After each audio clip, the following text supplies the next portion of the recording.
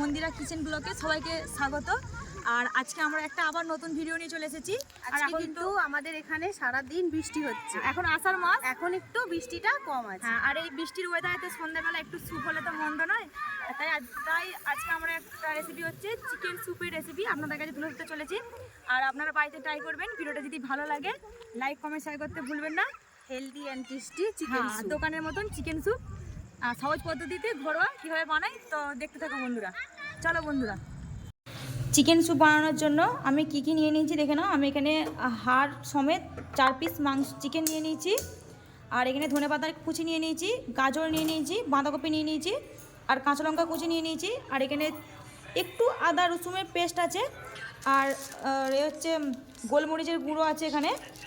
আর এখানে আছে সস আছে, সয়া সস, আর এখানে ভিনিগার লাগছে। তো এই উপকরণগুলো আমি নিয়ে নিয়েছি। তো কীভাবে বানাবো সেটা আমরা আবার দেখতে থাকো। আর নিয়ে নিয়েছি হচ্ছে কর্নফ্লাওয়ার। কড়াতে তেল গরম হয়ে গেছে, এবার আমি আদা রসুনের পেস্টটা দিয়ে দেবো। এবার আমি মাংসের টুকরোগুলো দিয়ে দেবো, দিয়ে একটু ভালো করে আদা রসুনের সঙ্গে ভেজে নেবো। আমাদের মাংসটা একটু হালকা ভেজে নিয়েছি, আমি খুব ভেজে নিয়ে নিই।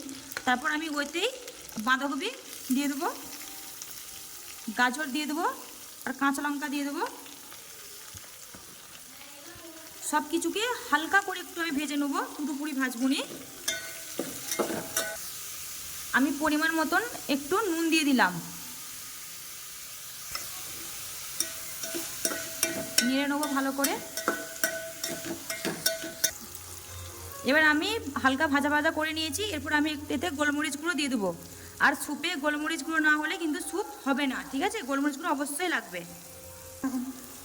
এবার আমি নেড়ে নেবো, নেড়ে হালকা করে নেড়ে আমি এবার এতে জল ঢেলে দেবো। যার যেমন পরিমাণ সে তেমন জলটা ঢালবেন, ঠিক আছে?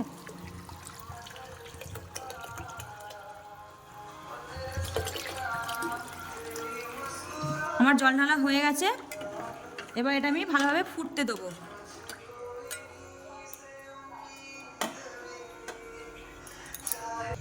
আমার ঝোলটা ফুটে গেছে। এবার আমি ওই ঝোলেতে ধনেপাতা কুচি দিয়ে দেবো, আর দিয়ে দেবো হচ্ছে সয়া সস পরিমাণ মতন। যার যেমন পরিমাণ সে তেমন দেবেন। আমি এখানে ওই 1 চামচ মতন সয়া সস দিয়ে দিলাম।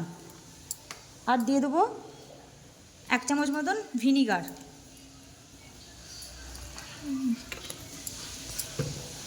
আর দিয়ে দেবো হচ্ছে এখানে কর্নফ্লাওয়ার, আমি জলেতে গুলে রেখেছি।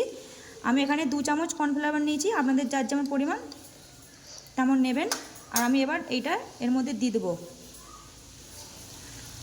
দিয়ে আমি একটু ভালোভাবে ফুটিয়ে নেব। আমার স্যুপটা হয়ে গেছে। এবার আমি স্যুপটাকে নামিয়ে নেব। দেখুন বন্ধুরা, স্যুপটা কত সুন্দর হয়েছে।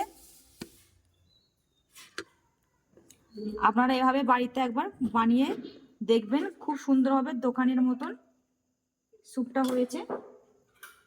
দেখুন বন্ধুরা, কত সুন্দর স্যুপটা হয়েছে, পুরো দোকানের মতো। আপনারা বাড়িতে ট্রাই করে দেখবেন এই বৃষ্টির সময় সন্ধ্যাবেলা, খুব ভালো লাগবে। আর ভিডিওটা ভালো লাগলে লাইক কমেন্ট শেয়ার করতে ভুলবেন না, কিন্তু পাশে থাকবেন।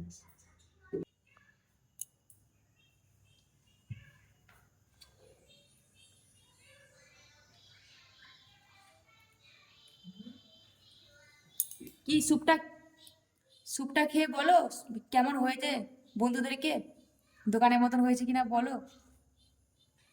দারুণ হয়েছে। আমি তো থামতেই পারছি না, খেয়েই যাচ্ছি। খুব সুন্দর লাগছে খেতে।